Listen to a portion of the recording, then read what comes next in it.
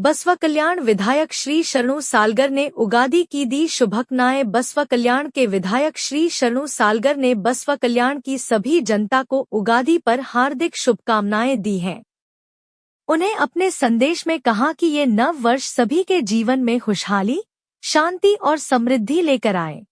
ಶರಣು ಸಲ್ಗರ್ ನಿಮ್ಮೆಲ್ಲರಿಗೂ ವಿಶೇಷವಾಗಿ ಬಸವ ಕಲ್ಯಾಣ ವಿಧಾನಸಭಾ ಮತಕ್ಷೇತ್ರದ ಮಹಾಜನತೆಗೆ ತಮ್ಮೆಲ್ಲರಿಗೂ ಉಗಾದಿ ಹಬ್ಬದ ಹಾರ್ದಿಕ ಶುಭಾಶಯಗಳನ್ನು ಕೋರ್ತೇನೆ।